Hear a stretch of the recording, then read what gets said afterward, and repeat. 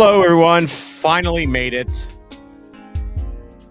Give me just a little bit to get going here first. If you've been lurking and waiting, Ryan, that means you. Hello. Ooh, that's fancy.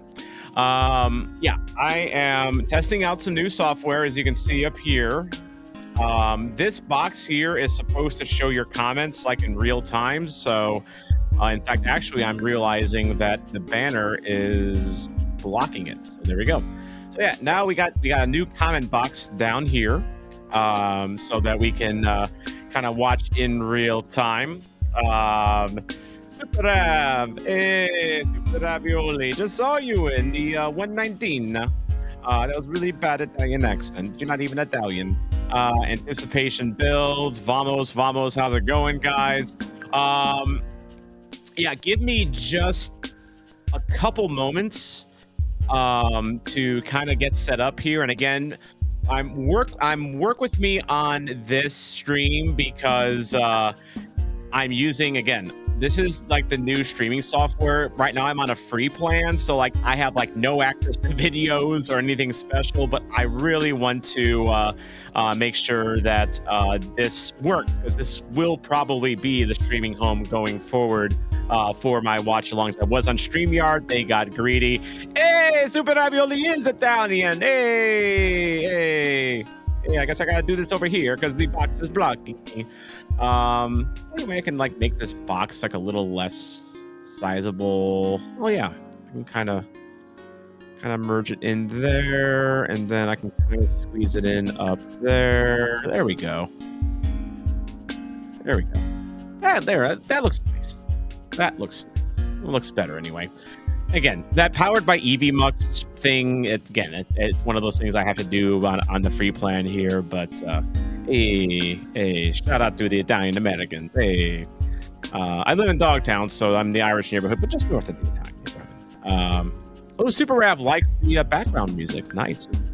It's nice and chill. It's stock music that came with this, so like watch me get like hit with a copyright strike or something because I'm playing this. But give me one moment. I will be right back. Aaron Challoner from Doncaster, England. We won. And also, what phase is Luis Enrique in? A quadruple already. Yeah, discuss that amongst yourselves. Obviously I didn't watch the Champions League because I was a little preoccupied because MLS is genius at scheduling games. No, Super Rav, I was there. I was hiding up in the shade at in 120 in one of the last rows because I'm, as you can see, I'm very pale and I tend to burn. But yeah, I was there, and I did come over down to 119 a little bit for like the the post game salute. But yeah, I was following on FOTMOB, PSG beating Inter 5-0. So. Oh no, stock music like our pre-match tunes. Yikes. That W feeling. Oh, and Super Rav, his Italian complexion could not save him from the sun. So I will be right back, guys. Give me just a moment. Let me know in the comments how this stream is going so far. Is my audio sounding okay? Is the video fine? Do you like the layout? Is there something you'd like to see different? Because again, I'm changing software and I need to know this works. So give me just a sec. I will be right back.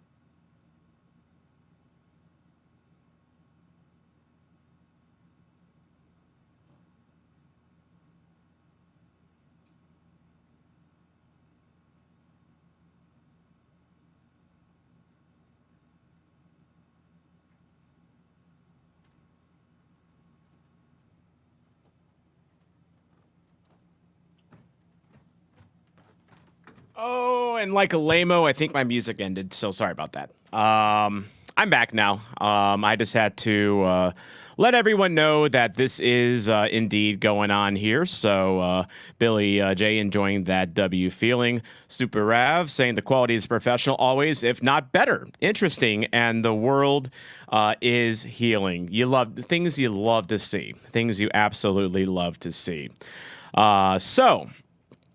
First things first, we won. Yay! Imagine that. No, it was a good win today. Was it a perfect win? Absolutely not. Far from it, actually. There's definitely some. I mean, look, this is Critch's first game as gaffer, and there are some players today that kind of stood out to me as not having great games. Well, at least in the overall product, anyway. But I think Jean De Silva, for one, was one of those players that was kind of like a little yikes. Definitely yikes. Chat City Tactics, Michael Sinet, Critchley's on fire. Your defense is terrified. Critchley's on fire. Your defense is terrified. We haven't had a chance to really do that chant this year, and I really wish that we could. So I really like, by the way, I really like how whenever I click on your comments, how it looks in general. Like, this is actually a pretty slick. Still need a better link up in the final third. We can talk about that over the next few days. Celebrate today. Exactly. Also, we were really errant on target, I felt. I thought that we could definitely have been more clinical in this game. That is without a doubt. It's funny. Someone in the Chat City Tactics Discord was like, "Can we not finish today?" And I'm like, "New here?" Because this has like been our wrap the whole season. Remember if you watch the Colorado vlog, all those chances that Klaus had, that was just a little off. By the way, claps for Klaus getting on the board today. I was so happy. I'm always happy when Klaus scores, because he wants to score. He's got it in his locker. It's just he's been snake bit, but really great effort on that first goal. What'd you guys think of that first Klaus goal? I thought first, for one, beautiful ball up to Klaus from Edouard Leuven, off his left foot, no less, by the way. Didn't realize Leuven had that in his locker. But yeah, he had the nice long ball to Klaus. Klaus wins the header. My buddy Brad was standing next to me, and he was telling me that, like, perhaps, San Jose should have probably had that ball. But you know what? I'm not complaining. Because Klaus won the ball, and he heads it in a perfect spot.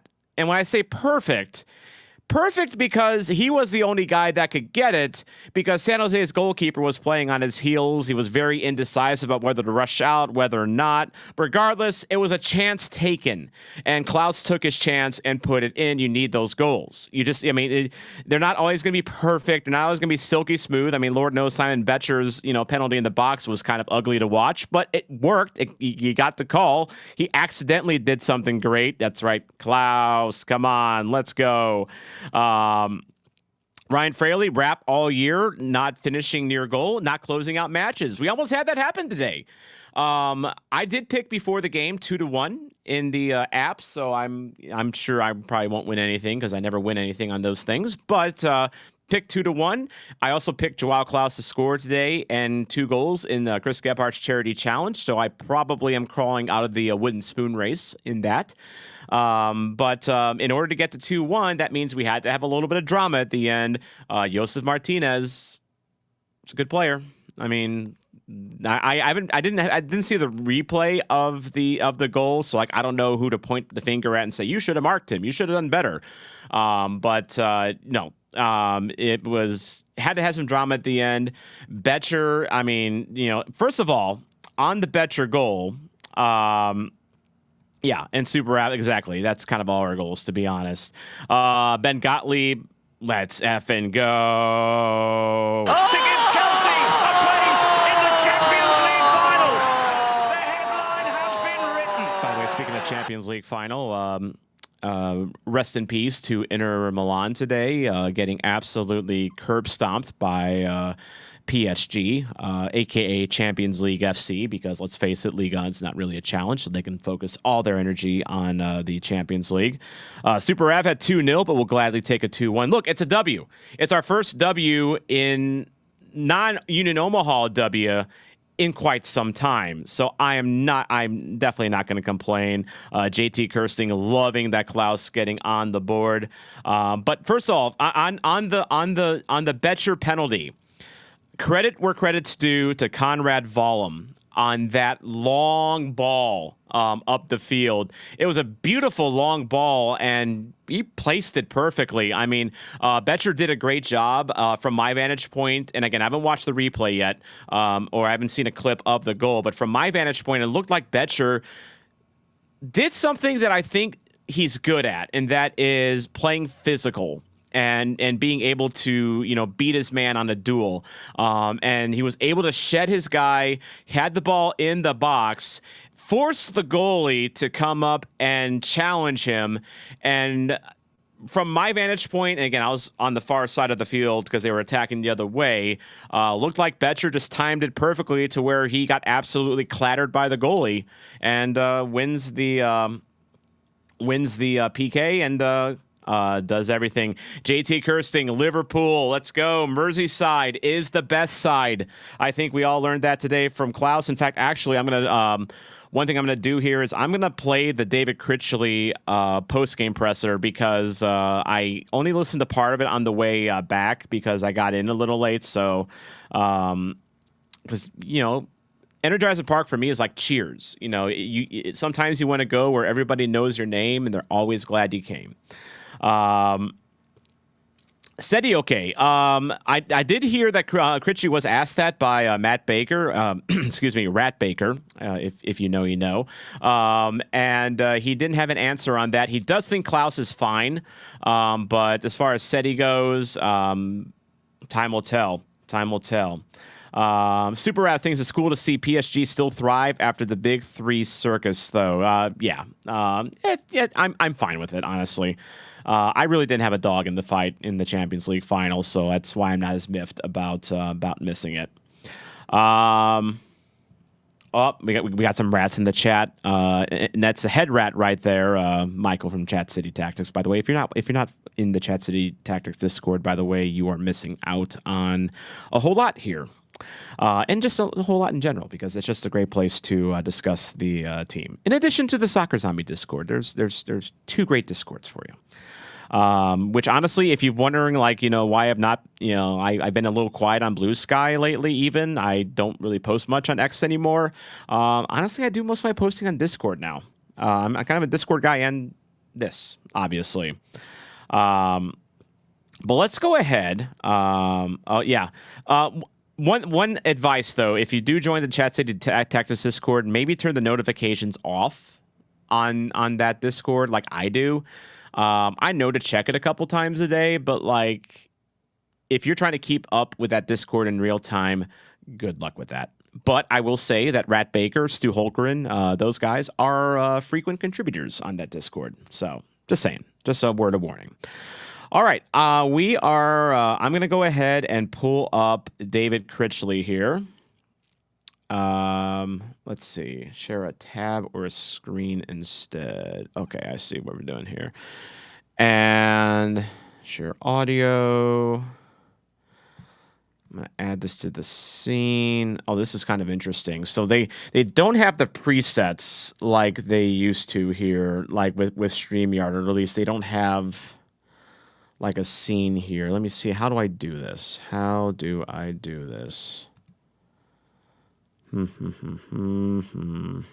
is interesting. Maybe I do a dynamic scene. And then I add it here. There. Okay, that works. That kind of works. Or maybe I do this. Give me just a sec. I'm going to spotlight that. No. Maybe this. I want the screen to be bigger. Okay, there we go. That's how you do it. Give me just a moment. There we go. I like this. And then I can... So I'm still in the corner. There we go. We got this full screen. Get back over here. Forgive me. New software. Who dis?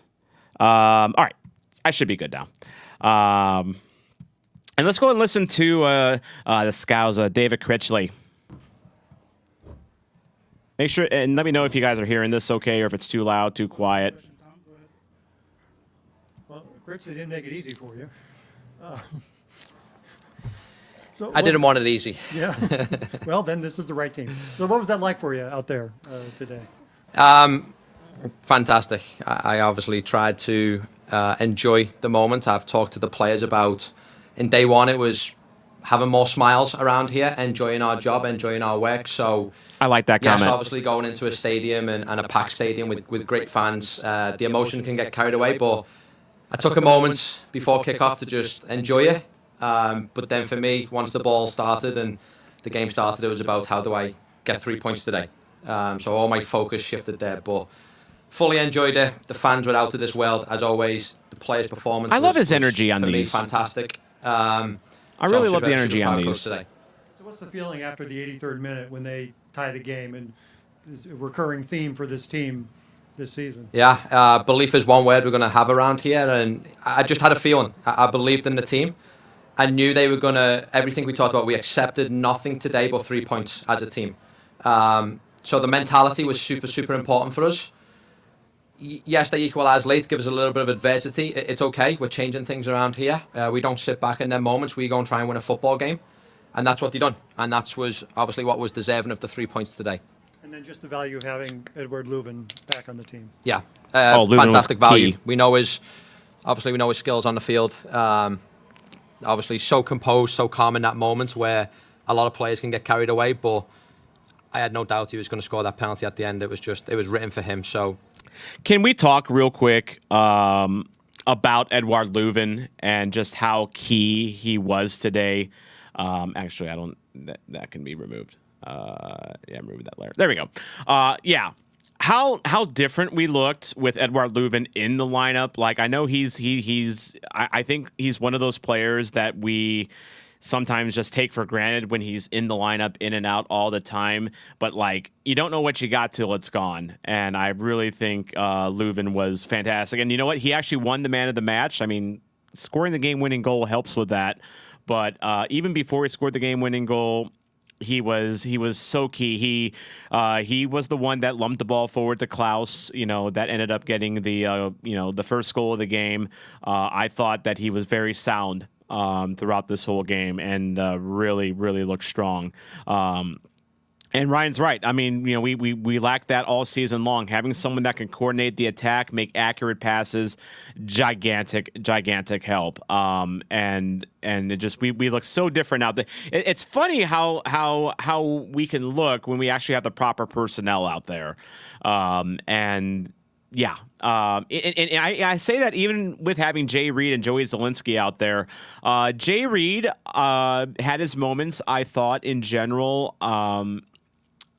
He makes me a little nervous sometimes, just because I think sometimes he can be a bit boneheaded at times. But I know, like, he was working hard out there, and I think guys like him and Zielinski have an interesting opportunity now to impress under a new gaffer. I thought Zielinski looked fine from my vantage point. Again, I haven't done a rewatch or anything like that, and but yeah, I thought they were quite decent today. That is for sure. Let's go ahead and get Critchley back on here. To have him back in the team has been fantastic. Coach, kind of on the Edouard Leuven front, he plays 90 minutes for you at City 2 last week to be able to come into this game. Becker, I agree. Leuven was Silva was a mess today. He was not great. Also, yeah, San Jose could have been better. Doing a lineup, it will help. But no, to familiarize myself with him, understand how he plays, what he's looking for.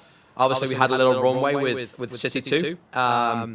But yeah, to build now 2 weeks with him, build 3 days with all the rest of the team, has been fantastic. So yeah, it's been good to have him And then to come into this, Super Rav brings up an interesting question here. Are clams happy as F? I'm not a clam. I've never met a clam.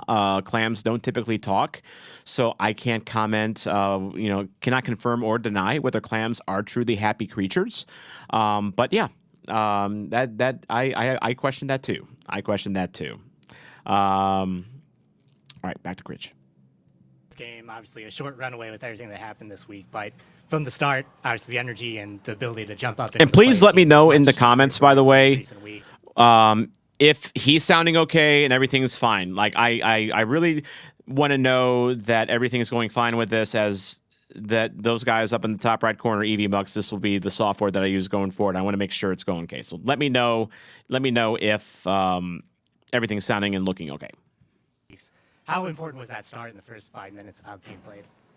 Massively important. I think we get a corner kick in 20 seconds and you can already feel fans on the edge of their seat, ready for this place to explode.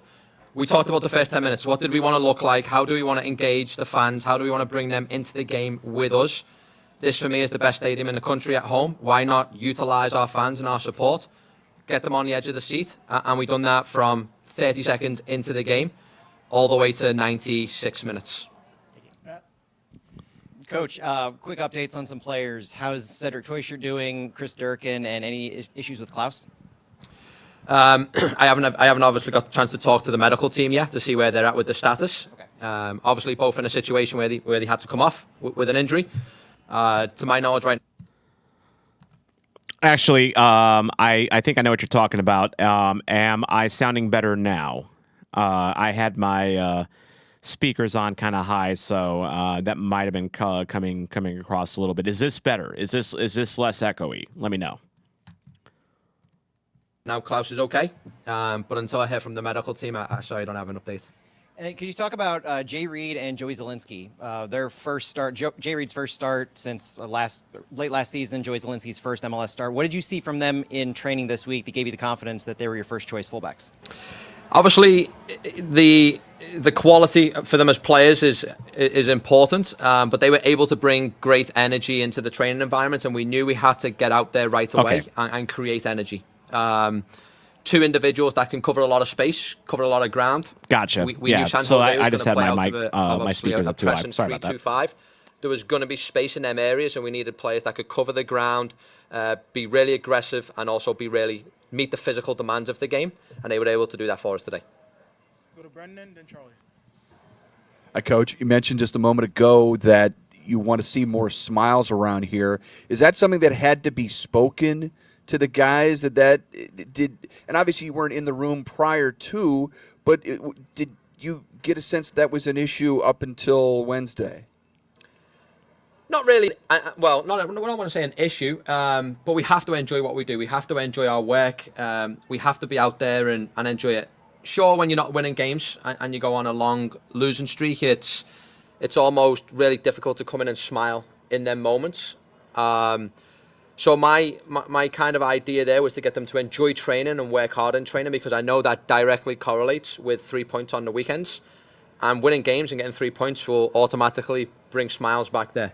So they have to enjoy being intense in training, to go out there in front of our fans and be intense on the field. Again, when you win the game and get 3 points, you're going to have smiles on your faces. I love that quote, by the way. I love that quote. That was where the Y98 broadcast let off. And yeah, Super Rav, you bring up a great point here. I love his energy, and it's something that we were missing from Olaf Milberg. And Olaf Milberg always, it felt like he always approached these press conferences like he had to eat spinach, or take his Robitussin, and. With Olaf, it was so... He just brought... I won't call it a negative energy, but just a very bland energy, if that makes... That's like the best way I can describe it. Like, it was just lifeless. Absolutely lifeless. And yet, just look at Critchley here. Look at Critchley. He's just, you can tell he's he's happier than a clam, being there right now and talking about smiles on faces. Like, we all got smiles on our faces because we won. And it actually, not only that, but like, it was just a much more fun game to watch. Again, it wasn't perfect, but I mean, it just was a much more entertaining style of ball. We were pressing. We weren't playing in that low block. San Jose just wasn't parked in our, final third all game like it was under Olaf ball. Super Rav wanted to love Olaf, but it felt like he was being forced as a hostage on video. Remember, Olaf was never on time for these pressers. He was always 15, 20 minutes late. Just like, as Ryan said, it was just absolute drudgery. This guy, on the other hand, I'm enjoying it. So let's go ahead and continue to enjoy him. Hey, David. Ed Leuven spoke post-game on the screen and talked about how your post-game speech kind of got the guys fired up. Can you tell me about what you said pre-game in the locker room? Yeah, I mean, obviously, we always talk about, especially when we're at home, how we can set the tempo, how we can control the game. The first 10 minutes were crucial for us. The message to the team was very, very clear that we have a 12th man here. We better utilize them. For us, going out there and showing ways to do that, getting the crowd engaged with us being engaged with the crowd, was super important. So they're also a group that they don't need a ton of motivation. They're motivated internally themselves. They're in positions now where they know they need to go out there and get 3 points every single week. That brings all the motivation. Very sound. Chris Durkin, Very sound. Center back, something that you could see happening more often, or is it a one-time deal? If he keeps putting performances in like that, he'll make me think about it. But for Chris, we know his qualities on the ball. I hope one thing we saw today is we all try to enjoy the ball and keep control of the game. Chris was able to bring some good qualities on the back line for that. But we were also talking about moving a couple of guys in and out of those positions with return of obviously some players also. So something I expect from these players is to have the versatility to play in numerous positions. I know Chris is also a really, really talented midfielder. He'll also see some time there. By the way, Super Rav pointing out the bucket hat here. This is the brand new Santos bucket hat, by the way, after their tifo from the last game against Kansas. Got that on top, and then the message: "True hell burns rojo," and they were actually. I went up to the merch stand at the Santos tailgate to get one, and I was reminded that because I did help with the tifo setup, that they just gave me one. So that was nice of them. And they also gave my buddy Brad one because we also helped with the tifo. We carried it into the stadium, and then we helped coordinate the unfurling against Kansas. So it was really fun to do, and I didn't even. And this was a nice surprise, they announced afterwards, like, if you helped, you get this. So it's like, yeah, that's really nice of them. Whoops, I think I whoopsie. Clicked the wrong button. Chris was able to bring some good qualities on the back line for that.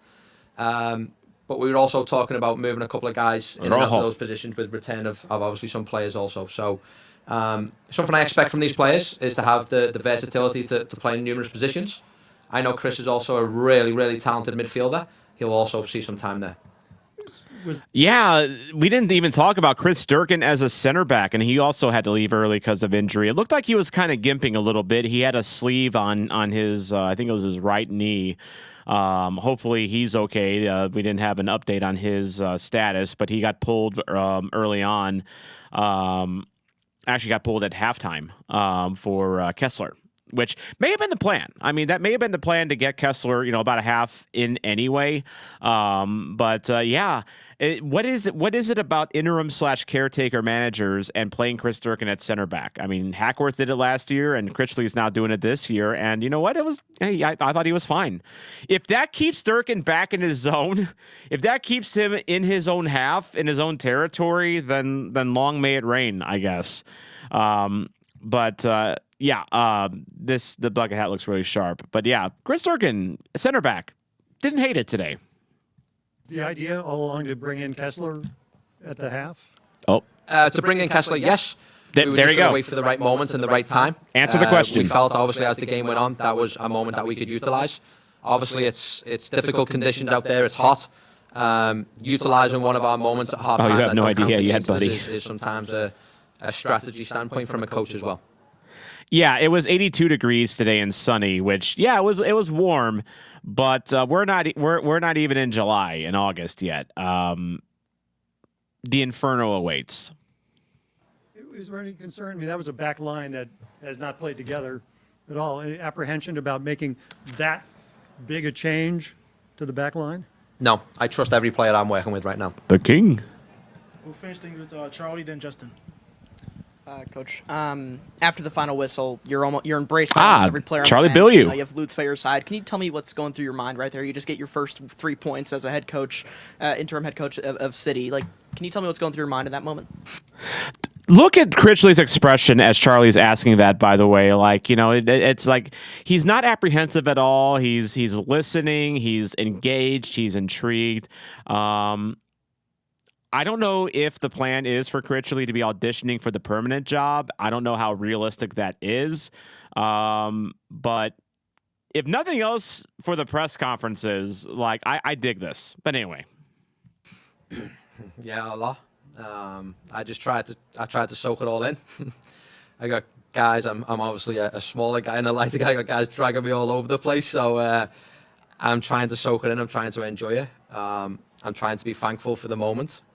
Obviously, a lot of kind words from the staff, from the players, from everybody involved inside the organisation. I think I sat here and told you guys I've felt tremendous support right now from the community, from the fans, from the players, from the staff. So I had to give everything for these 3 days and today, and I've tried to do that.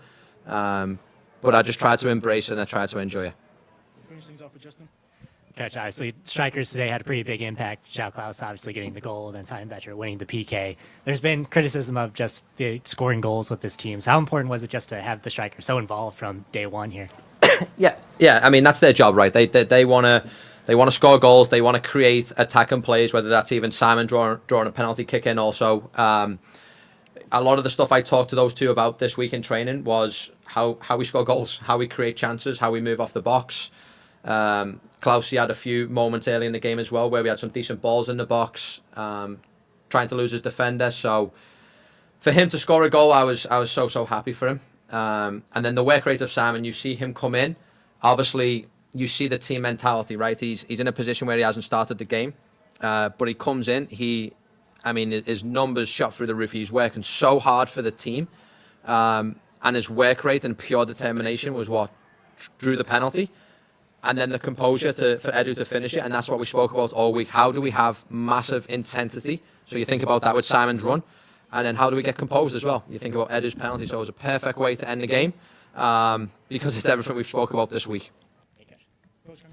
Yeah, Simon Betcher. So I saw a few comments like both on Discord as well as just in the stands about how clumsy Betcher looked today, and like I even made the comment in the Chat City Discord that like when Betcher drew that foul, it was it was like he accidentally did something great.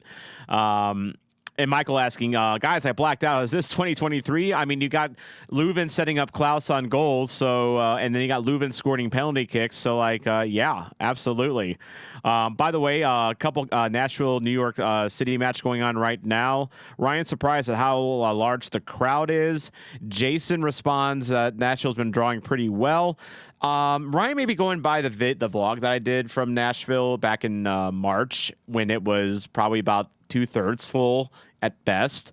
It was a little chilly that day, and like having lived in Tennessee, I know how Tennesseans don't really like it when it gets like 50 or below. So that tracks. I don't want to make it sound like an excuse, but again, I lived in Memphis for a year, and I know how Tennesseans react to the cold. It's not good, but Nashville tends to draw pretty well. To be fair, they got a big stadium too. Like I think Geodis holds about 30,000. I'll be there later in June for June 26th when Al Hilal takes on Pachuca. Shout out Jake Henry for having a free ticket for that because his dad couldn't go. Thank you. Thank you guys. Thank you, Gritch. Appreciate it. Yeah, Nashville City used to be a very expensive ticket. They're still on the pricey side. It was my ticket wasn't like I mean, I was front row with obstructed viewing in my vlog, but like I think my ticket cost like $25. But like that was because I mean, again, it wasn't drawing very well. But I'm sure. I mean, Nashville.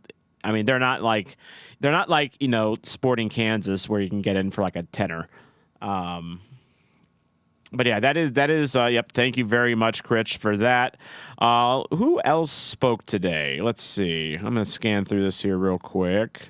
Oh, here we go. It's Leuven. Let's hear from Edouard Leuven. Edu. Great game from Edu today. Eddie, with the final whistle there, you dropped to your knees in the center circle and looked to the skies. What do you think at that moment? Yeah, pure gratitude towards the Lord. I mean, there's been so much going on throughout this year, as you guys know. Yeah, and yeah, I had quite some pain. I didn't know if I was able to play. I kind of like kept it for myself. I wanted to play so much, and I was so excited for that game. And then I was able to play throughout the entire game, which I can only give glory to. By the way, is it just me or does Leuven look thinner? At least in the face. Like I always thought he had kind of a rounded face, but yeah, he looks thinner. But hopefully I hope he's doing okay. He mentioned something about having a lot of pain. Hunky Lou, yeah, super Rav. And yeah, Leuven's hold-up play is very good. But yeah. To the Lord, and something I've seen in my life, especially throughout this year, is that God's power is perfected in my weakness, and as I didn't know if I'll be able to play, I could go the full 90. Leuven's very religious. And even got an assist and a goal, so it's just pure gratitude towards him. In the 83rd minute, when they tie the game up, repeating a theme that has happened so much for this team this year, what's the response? What's the feeling at that time when it looks like you're going to get another game where you don't win? Yeah, it was definitely tough. We put a lot of pressure on ourselves. We wanted to win that game so much. We knew that game is very important. Oh, yeah, he's locked in. And then conceding a goal like that kind of out of nowhere was a little bit unexpected and kind of knock in the face. And then obviously the weather is also a factor. It's hot out there, but then a great ball from Conrad. Amazing. That's a great comparison that Michael just made. Leuven, the Kurt Warner of the team. Like in a lot of ways, that's true because when you think about it, he is kind of the quarterback of our offense. That hits. From Simon to get that PK. So yeah, it's amazing to win that game. Your confidence as you step up to the spot there? Yeah, I didn't think about it too much. But I'm thankful I could score and help the team win tonight. Was definitely an amazing feeling. We'll go to Charlie, then Justin. You played 90 under Critchley last Friday with City 2. Can you walk me through, how that may have helped you adjust to his system a little bit more? Because, rather than 3 days under Critchley and in his leadership, you're having a little bit more because you had that rehab stint with City 2. Yeah, I think the system is one thing, but also getting used to him a little bit more as a person, as a coach. I mean, I've known him for quite a long time now. I haven't had so much to do with him, but I saw him like always in the facility, always a very, very nice guy. Something that I like about him that you can tell is that he is a lot about relationships to the players. Charlie Bill, you representing? Yeah, that makes it a little bit easier for you going out there. A coach who is giving you confidence and is pushing you to have joy out there, to have fun out there playing. And it was definitely an advantage for me having already a game under my belt with him. All right, that is Edouard Leuven. Very nice to hear from him. You can watch the rest of the press conference at your leisure here. But by the way, speaking of Charlie Bilyeu, he tweeted out today that there was a guest in the press box that was wandering around. And that was one Nicholas Gioacchini. I have seen. I think he posted on his Instagram that he was hanging around, St. Louis. Is it the off season in Greece? I don't know, but I found that very interesting that he was wandering the press box today. And I wonder if that means anything, or if it's just because he's well liked by the club and was visiting. Or if there's something else going on. Do I necessarily want Gioacchini back? I don't know. You guys, what do you guys think? Would you welcome a Nico Gioacchini reunion in St. Louis? Because based on his lack of appearances at Como, based on his not great play at Cincinnati, and based on the fact that he's not exactly setting Tripoli on fire in Greece, is he worth it at this point? And do we even need him at this point is the question. I know Gioacchini was a popular figure here, but I see Fraley would like to see Gioacchini back. What would his number be? Whatever we have available at this point. I don't think he's going to have his pick, because I know he was 11 before, and I think that's taken now. So, yeah, and also, it was funny. We were talking about this in the Chat City Discord. I suggested it, and Michael, to his obvious credit, suggested that if his agent is recommending he move to St. Louis and away from Greece, he should be fired. Greece is very pretty, that, by the way, and I would, it's, they don't have the river to pair, so it's that is one thing that's going against Tripoli, Greece right now. But I looked at Gioacchini's FOT mob, and it's not great. It's not great at Tripoli, and you got to wonder if he's already going to be looking for a reboot of sorts. Do we need Becker asked, do we even need him? Can Toy Kurt, stay healthy? We don't know how hurt he is now. We don't know how long he is going to be out. Ryan thinks that Nico could be a help on attack. Jason thinks that we need anyone that can score goals. Nico can do that. You can make... Okay, let me ask you this then. What does Gioacchini have that at this point Brendan McSorley doesn't? Because McSorley is lighting up City 2 right now, and I know there's a gulf between City 2 and, the main roster. But McSorley was someone that I know there were people in the club that were thinking that he might crack the first team this year and be our third striker behind Klaus and Betcher. And I think Olaf just didn't take a shine to him. And now McSorley has been lining up City 2. It's Tony points out that McSorley doesn't have MLS experience. Well, how do you get experience if you can't get experience? It's the age-old question. Like applying for a job, like an entry-level job that requires 5 years experience, and there's no way to get that experience because no one will hire you without experience. How do you get that experience unless you get that experience? And JT said, pointing out McSorley, Glover, and Joyner. Glover's a curious case for me. Because the way they've been using him perplexes me, and his development has been kind of perplexing as well. I've heard things that he's not developing as well as the club would like. And yeah, Jason, he did get some experience on the big roster last year. I don't think he did much. I think he just had that the standard 2 games that you got last year. But yeah, he's been banging them in for City 2 this year. And how do you get experience if you can't get experience? It's the chicken or the egg argument, basically. By the way, New York City FC has evened it up with Nashville. But yeah, lots to be happy about today. I'm not raging on this stream because, quite frankly, there's nothing really to rage about. I'm pretty happy with how we looked today. There's things that need to be worked on, things that need to be improved on, but I'm encouraged. It's a much more aesthetically pleasing style of soccer when we're not letting the other team just park in our final third the whole game. it is nice to see us trying to be expressive on offense and trying to be creative on offense. It's almost like we have players that can do that. I want to see more out of Jandé Silva. Hopefully today was just kind of a one-off for him. He didn't have a great game. But if Toykert's going to be out for a while, I think Jandé is probably going to be the one that steps up. I mean, he came on directly for Toykert when he was injured.